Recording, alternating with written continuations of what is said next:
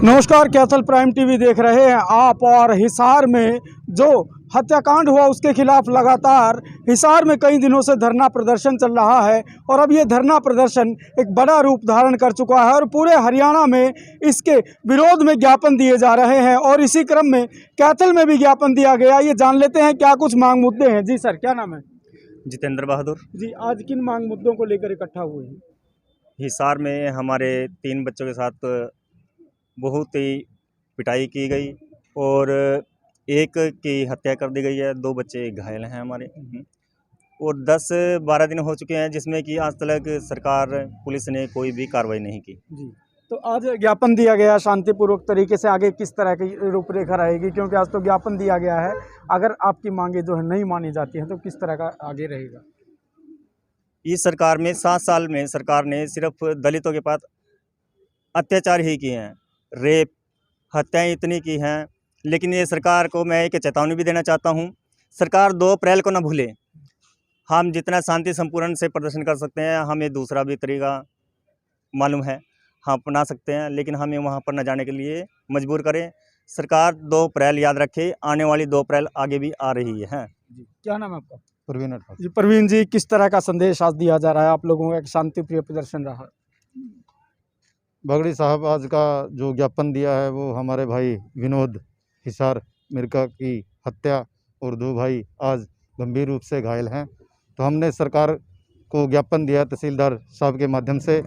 हम सरकार से अनुरोध करते हैं कि हमारी जो न्याय की मांग है उसको सख्त से सख्त जल्द से जल्द माने और जो दोषी हैं उनको सलाखों के पीछे करने का काम करें। तो कैथल से आप देख पा रहे हैं तहसीलदार को जो ज्ञापन दिया गया है उसी सिलसिले में बातचीत कर रहे थे यहाँ पर दलित समाज के जो नेता है वो। जी सर, क्या नाम है? मेरा नाम रणदीप सिंह बाता है जी। और हमारा जो एक नौजवान हिसार में विनोद मिर्का की निर्मम हत्या की गई है उसका पूरे समाज में रोष है और हम ये चाहते हैं अभी जो उसके परिवार को न्याय मिले। जो लड़के 2 घायल हैं उनकी ठीक से इलाज करवाया जाए और 25-25 हज़ार रुपये उनके परिवारों को दिया जाए। 25-25 लाख रुपए, सॉरी 25 हज़ार निकल गया था मुँह से। और उसके परिवार को 50 लाख रुपए दिए जाए। और हमारा ये प्रयास है कि भी प्रशासन और दलित समाज में तनाव ना हो। अगर न्याय नहीं मिला दलित समाज को, विनोद को, तो इसका बहुत बड़ा रूप धारण होगा प्रदर्शन का। और आज हम मौन आए थे, लेकिन उस दिन की आवाज़ जो वो अलग से होगी, जिसके लिए मैं नहीं चाहता भी ऐसा हो। और जब तक ये इनको न्याय नहीं मिलता ये संघर्ष जारी रहेगा। सरकार हमें 2 अप्रैल को दोबारा से दोहराने पे मजबूर ना करे। तो सीधे तौर पर सरकार और प्रशासन को चेतावनी भी है, लेकिन आज शांतिप्रिय संदेश था कि अगर ये सुनवाई नहीं हुई तो एक बड़ा प्रदर्शन हरियाणा में दोबारा से होगा और फिर 2 अप्रैल का जो एक रूप था वो आपको दिखाई देगा। तो राकेश बिडलान आज इकट्ठा हुए, क्या कुछ पूरा मामला है? मामला ये है कि पिछले आज से 10 दिन पहले हिसार के मिर्का गांव में 3 वाल्मीकि समाज के युवकों को दबंग समाज के कुछ दबंगई लोगों ने, करीब 15 लोगों ने इकट्ठा होकर के उनको रात के समय में बुरी तरह से पीटा, लाठियों से पीटा गया और जिसके दौरान एक साथी की उसमें मृत्यु हो गई और 2 साथी ऐसे हैं जो गंभीर अवस्था में हैं और आज मरने के कगार पर हैं। दलित समाज के साथ इस प्रकार का अन्यायपूर्ण जो बर्ताव है दलित समाज किसी भी सूरत में बर्दाश्त नहीं करेगा। मेरा नाम संजय कालवन है जी सर। जो आज कैथल के जिला मुख्यालय पर ज्ञापन दिया गया है वो विनोद जो मिर्का से है, हिसार के मिर्का गांव से है, उसको की बहुत दर्दनाक मौत मारा गया है दबंगों द्वारा। वो हत्या ऐसी हत्या है पूरे मानवता को शर्मसार करने वाली है।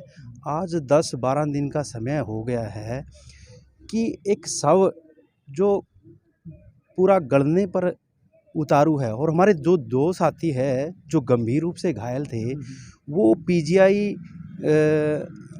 अग्रोवा और पीजीआई रोहतक में दाखिल है। वो ज़िंदगी और मौत की जंग लड़ रहे हैं। हम प्रशासन को बताना चाहते हैं क्या उन जो मेन गवाह है, क्या उनके मरने का इंतज़ार कर रही है सरकार? क्या जनता को मरवाना चाहती है सरकार? प्रशासन की किस चीज़ की दुआई है? हम चाहते हैं, आज हम मांग करते हैं कि हिसार के डीसी, एसपी और पूरा प्रशासन को चुल्लू भर पानी में डूब मर जाना चाहिए।